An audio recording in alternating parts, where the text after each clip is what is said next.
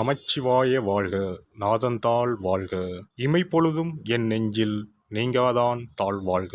வாழ்க வளமுடன். அனைவருக்கும் இனிய வணக்கங்கள். நிகழும் ஸ்ரீ மங்களகரமான சோபகிருது ஆண்டு தை மாதம் 18ஆம் தேதி வியாழக்கிழமை அன்று சஷ்டி திதியில் சித்திரை நட்சத்திரத்தில் திருதி நாமயோகத்தில் வணிசை கரணத்தில் சித்தயோகம் கூடிய நன்னாளில் இந்த சீர்மிகு பிப்ரவரி மாதம் பிறக்கிறது.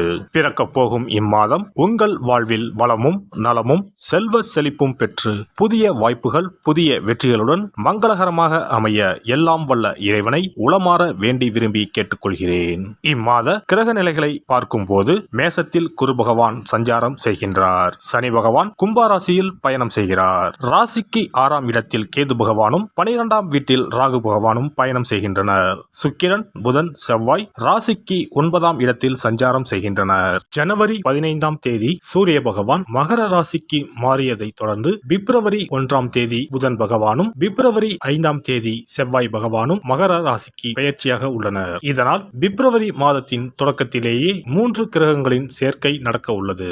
மகர ராசியில் சூரியனுடன் புதன் இணைவதால் புதாதித்ய யோகமும் சூரியனுடன் செவ்வாய் இணைவதால் ஆதித்ய மங்கள ராஜயோகமும் உருவாகிறது.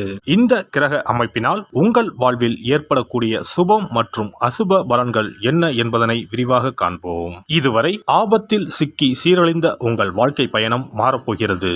இப்படியும் ஒரு வாழ்க்கையா என மனக்கசப்பில் வாழ்ந்து வந்த உங்களுக்கு இனி வசந்தம் வீசப்போகிறது. இனி யமனே உங்கள் எதிரில் வந்தாலும் சிவனின் அருளால் எதிர்த்து நின்று போராடும் பலம் உங்களை வந்து சேரும். உங்கள் பிறப்பு ஒரு சாபக்கேடு அல்ல, அது சரித்திரம் படைக்கும். மகர ராசி அன்பர்களே, இம்மாதம் குரு மற்றும் சுக்கிரன் பகவானால் நன்மைகள் அதிகம் நடைபெறும். அனைத்து காரியங்களிலும் வெற்றி உண்டாகும். பண வரவு மகிழ்ச்சி தருவதாக இருக்கும். சிலருக்கு புதிய வாகனம் வாங்கும் யோகமும் உண்டாகும். எதிர்பாராத அதிர்ஷ்ட வாய்ப்புகளும் ஏற்படக்கூடும். தெய்வ பக்தியும் ஆன்மீகத்தில் நாட்டமும் அதிகரிக்கும். புண்ணிய தலங்களுக்கு சென்று வரும் வாய்ப்புகள் ஏற்படும். பெண்களால் பொருள் சேர்க்கை உண்டாகும். ஆனாலும் உறவினர்களால் அடிக்கடி பிரச்சனைகள் ஏற்படக்கூடும் என்பதால் கூடுமான வரை அளவோடு பேசவும். கணவன் மனைவிக்கு இடையே இருந்து வந்த கருத்து வேறுபாடுகள் மறைந்து அந்யோன்யம் அதிகரிக்கும். உறவினர்கள் வருகை சில சங்கடங்களை தரும் என்றாலும் பாதிப்பு இருக்காது. நண்பர்களிடம் எதிர்பார்க்கும் உதவிகள் கிடைக்கும். நண்பர்களால் வாழ்க்கையில் நல்ல திருப்பம் ஏற்படக்கூடும். ராகு மற்றும் கேது சாதகமற்ற நிலையில் இருப்பதால் கணவன் மனைவிக்கு இடையே அடிக்கடி பிரச்சனைகள் ஏற்படக்கூடும். அலுவலகத்தில் பதவி உயர்வு ஊதிய உயர்வு போன்ற சலுகைகள் கிடைக்கும். ஆனாலும் பணிச்சுமை அதிகரிக்கவே செய்யும். சக ஊழியர்கள் உங்கள் பணிகளில் உதவிகரமாக இருப்பார்கள். தொழில் மற்றும் வியாபாரத்தில் மாத முற்பகுதியில் விற்பனை அதிகரிப்பதுடன் லாபமும் படிப்படியாக உயரும்.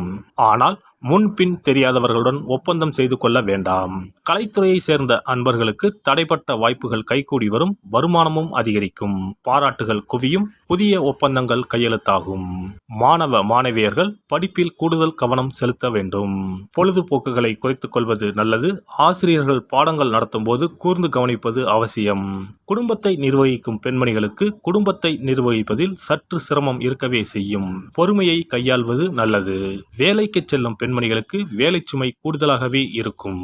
இம்மாதம் சாதகமான நாட்கள் 5, 9 மற்றும் 10. அதிர்ஷ்ட எண்கள் 3, 7. வழிபட வேண்டிய தெய்வம் தட்சிணாமூர்த்தி ஆஞ்சநேயர். பரிகாரம்: வியாழக்கிழமைகளில் நவக்கிரகங்களில் குரு பகவானுக்கு மஞ்சள் மலர்களால் அர்ச்சனை செய்து வழிபடுவதும், சனிக்கிழமைகளில் அனுமனுக்கு அர்ச்சனை செய்து அனுமன் சாலிசா படிப்பதும் நன்மை தரும். சிறப்பு பரிகாரம் மற்றும் ஆலய தரிசனம். புத்திர பாக்கியம் என்பது திருமணமாகி பல ஆண்டுகள் ஆகியும் புத்திர பாக்கியமே ஏற்படாத நிலை. புத்திர தோஷம் என்பது ஒவ்வொரு லக்னத்திற்கும் வேறுபடும். பொதுவாக எந்த லக்னமாக இருந்தாலும் 5ஆம் இடம்தான் புத்திரஸ்தானத்தை குறிக்கும். எனவே அந்த 5ஆம் இடத்தை முக்கியமாக பார்க்க வேண்டும். சேர்த்து வைத்த புண்ணியம்தான் குழந்தையாக பிறக்கும் என்று பழமொழி உண்டு. அந்த வகையில் 5ஆம் இடம் பூர்வ புண்ணிய ஸ்தானமாகவும் திகழ்கிறது. தாய்மாமன் தாய்வழி உறவுகள் ஆகியவற்றை குறிப்பதும் 5ஆம் இடம்தான். 5ஆம் இடத்தில் பாவக்கிரகங்கள் அதாவது ராகு செவ்வாய் சனி அல்லது சூரியன் அமர்ந்தால் ஒரு சிலருக்கு குழந்தை பாக்கியம் இல்லாமல் போகும் அல்லது தாமதமாக கிடைக்கும். ஒருவேளை 5ஆம் இடத்தில் உள்ள பாவக்கிரகங்களை சுப கிரகங்கள் பார்த்தால் குழந்தை பாக்கியம் கிடைக்கும் என்பது நம்பிக்கை. இனி புத்திர பாக்கியம் பெறுவதற்கான ஆலய வழிபாடுகளை பார்ப்போம். செவ்வாய் பகவானின் அம்சமாக கருதப்படும் முருகப்பெருமான் வழிபாட்டை தவறாமல் செய்பவர்களுக்கு நிச்சயமாக புத்திர பாக்கியம் கிடைக்கும். குரு பகவான் வீற்றிருக்கும் இருக்கும் தலங்கள் அனைத்தும் சிறப்பு வாய்ந்தவைதான். ஆலங்குடி குருஸ்தலம், திட்டை குருஸ்தலம் சிறப்பான பலன்களை கொடுக்கும் ஆலயங்களாகும். அது மட்டுமல்லாமல் சிதம்பரம் அருகே இருக்கக்கூடிய ஓமாம்புலியூர் துயர்தீர்த்தநாதர் ஆலயமும் குரு பகவானின் ஸ்தலமாகும். இந்த ஆலயங்களுக்கு சென்று தரிசித்து வருவதன் மூலம் புத்திர பாக்கியம் நிச்சயமாக கிடைக்கும் என்பதை உறுதியாகவே சொல்லிக் கொள்கிறேன். மேலும் வைத்தீஸ்வரன் கோவில் அனைத்து விதமான நோய்களையும் தீர்க்கும் ஆலயம். இது செவ்வாய் பரிகார ஸ்தலம். எனவே நல்ல சத்தான அறிவு கூர்மை மிக்க குழந்தை பாக்கியம் வேண்டுபவர்கள் இந்த ஆலயத்திற்கு சென்று வந்தால் குழந்தை பாக்கியம் பெறுவதற்கு உண்டான தடைகளை நீக்கி புத்திர பாக்கியத்தை நிச்சயம் அருள்வார் வைத்தியநாத சுவாமி. மேலும் கருவின் உருவாக இருக்கும் கருமாரியம்மன் ஆலயங்கள் அனைத்தும் புத்திர பாக்கியம் நல்கும் ஆலயங்களே. சமயபுரம் மாரியம்மன், திருவேற்காடு கருமாரியம்மன் போன்ற ஆலயங்கள் அனைத்தும் சிறப்பு வாய்ந்தவையே. அதேபோல் திருச்சிக்கு அருகில் உள்ள திருப்பட்டூர் பிரம்மா ஆலயம் பிறவி பயனை அனுபவிக்க செய்யும் ஸ்தலம். திருப்பட்டூர் பிரம்மாவிடம் வேண்டுதல் வைக்க குழந்தை பாக்கியம் கிடைக்கும்.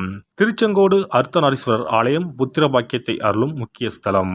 குருவாயூர் கிருஷ்ணர் ஆலயமும் ஸ்ரீரங்கம் ரங்கநாதர் ஆலயமும் குழந்தை பாக்கியத்திற்கு வழிகாட்டக்கூடிய வழி கிடைக்கக்கூடிய அற்புத திருத்தலங்கள். இந்த ஆலயங்களில் துலாபாரம் என்னும் வேண்டுதல் வைத்து வந்தால் குழந்தை பாக்கியம் உடனே கிடைக்கும். குழந்தை பேறு பெற்ற லட்சக்கணக்கான பேர் இங்கு வந்து நேர்த்தி கடன் செலுத்துவதை தினந்தோறும் காணலாம். அதேபோல் அத்தி மரத்தை நட்டு வளர்த்து வருவதும் அத்தி மரத்தை பேணி காப்பதும் குழந்தை பாக்கியத்தை தரும். தான தர்மங்களும் புத்திர பாக்கியத்தை தரும்.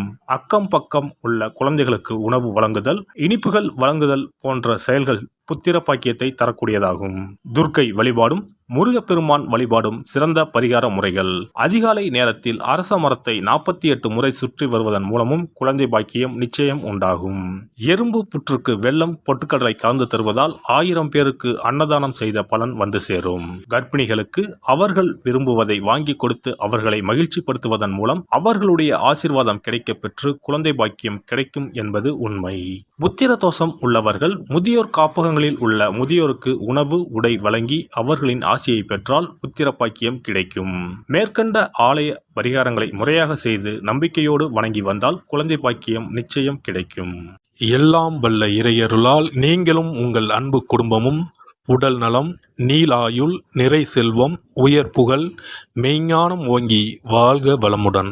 இந்த வீடியோ உங்களுக்கு பிடிச்சிருந்தா லைக் பண்ணுங்க, ஷேர் பண்ணுங்க அண்ட் சப்ஸ்கிரைப் பண்ணுங்க. பக்கத்துல இருக்க பெல் ஐகானை கிளிக் பண்ணுங்க. நன்றி, வணக்கம், வாழ்க வளமுடன்.